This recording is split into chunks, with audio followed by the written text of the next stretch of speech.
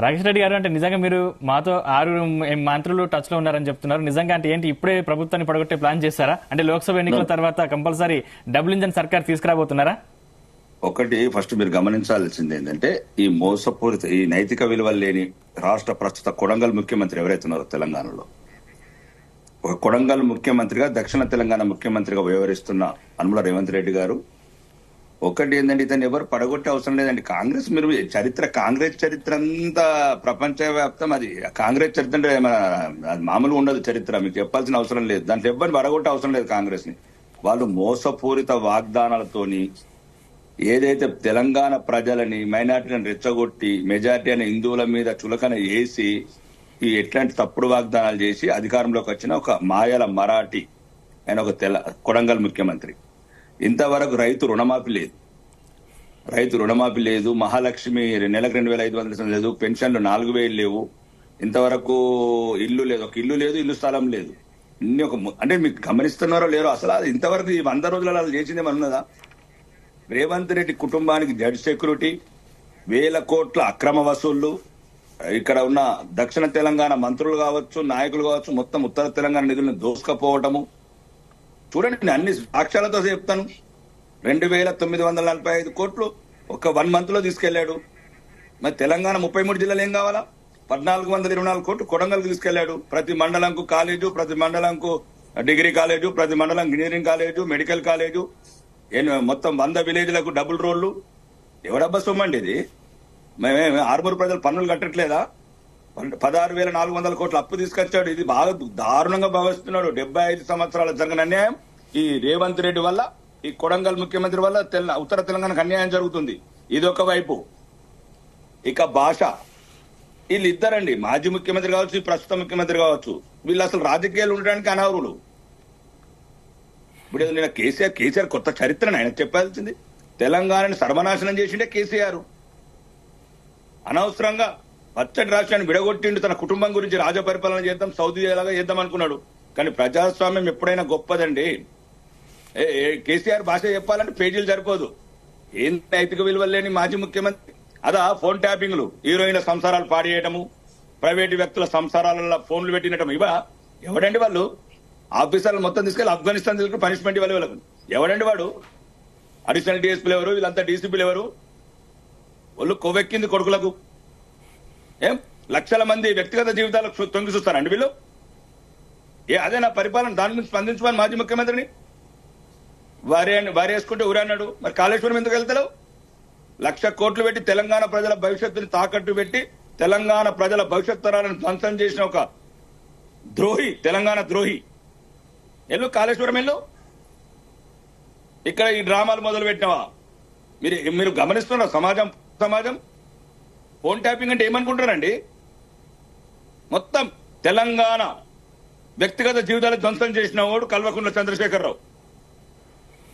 ఎంతసేపు కొడుకు కేటీఆర్, కూతురు కవిత, అల్లుడు హరీష్, ఇంకొకరు సంతోష్. ఇదే 10 ఏళ్ళు మీరు ధ్వంసం చేసింది. ఇవేనా మాకు కొత్తగా చెప్తున్నావా కేసీఆర్ గారు విలువలు?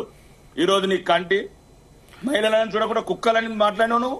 మహిళలను, సాటి మహిళలు, తెలంగాణ మహిళలు, బతుకమ్మ తల్లులు, వాళ్ళని కుక్కలని మాట్లాడిన ఈ వ్యక్తి.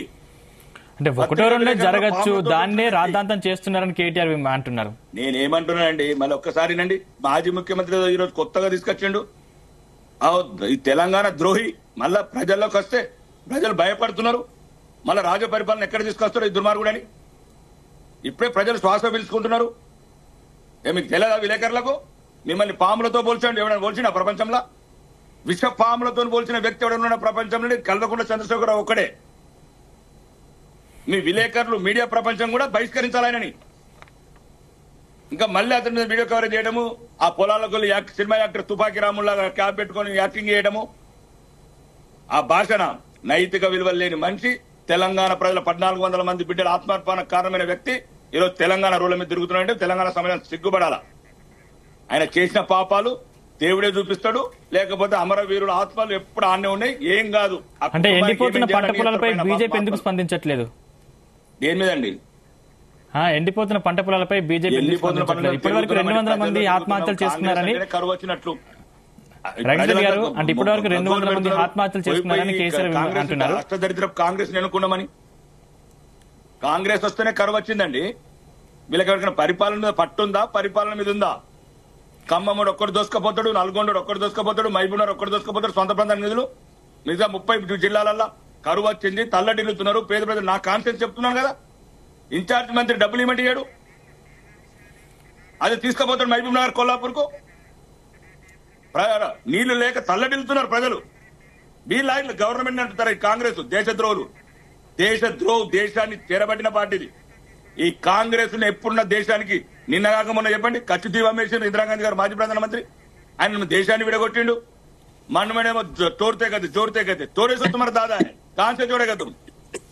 నాయకత్వ లక్షణాలు లేని పార్టీ ఈడొక్కడు. ఎవరొచ్చినండి రేవంత్ రెడ్డి ఎక్కడ వాడు?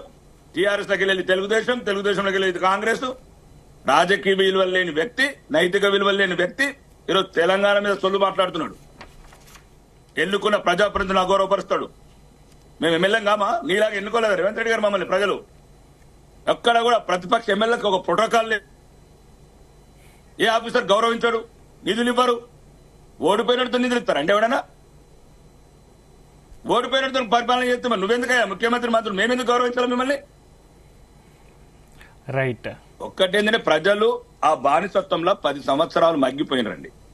ఓకే, స్వేచ్ఛ కోరుకున్నారు, మాకు ఇవ్వకుండా పర్వాలేదు, కాంగ్రెస్ గెలిచింది. నిజంగా కూడా ఏదైనా సరే ప్రజలు స్వేచ్ఛ పిలుచుకుంటున్నారు. అటువంటి టైంలో రేవంత్ రెడ్డి గారు కొద్దిగా మారి ఆ పాత లెక్కలు, చిన్న చైల్డిష్ లెక్కలు వదిలిపెట్టి ఒక గౌరవనీయ ముఖ్యమంత్రి.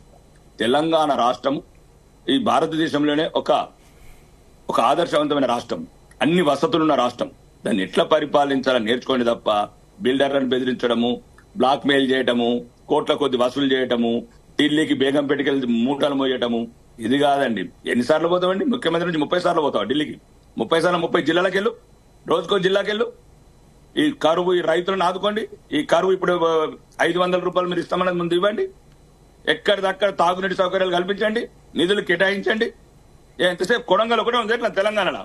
కొడంగల్ ఒకటి, ఖమ్మం ఒకటి, నల్గొండ ఒకటి. దయచేసి దీని ద్వారా చెప్తున్నా, ఈ వేదిక ద్వారా, ఈ డిబేట్ ద్వారా తెలంగాణలో ఏదైతే ప్రభుత్వం ఉందో, దక్షిణ తెలంగాణ వాళ్ళు ఉత్తర తెలంగాణకు అన్యాయం చేసుకుంటే ఎట్లా పరిపాలిస్తున్నారో ముందు మీరు మారండి. తెలంగాణని 33 జిల్లాలను సమదృష్టితో చూడండి. ఇప్పుడు ఏదైతే కరువు వచ్చిందో మీ వల్ల, ఆ కరువుని ఇమ్మీడియట్ యుద్ధ ప్రతిపాదన చర్యలు తీసుకొని తెలంగాణ సమాజానికి మీరు ఒక సంతులన చేకూర్చండి. తాగునీటి గాని, సాగునీటి గాని, కరెంటు గాని, ఎక్కడ పోతే అక్కడ కరెంటు కోతలు. ఇవన్నీ ప్రజలు గమనిస్తున్నారు. ఇప్పుడు జరిగే పార్లమెంట్ లో తగిన గుణపాఠం చెప్తారండి.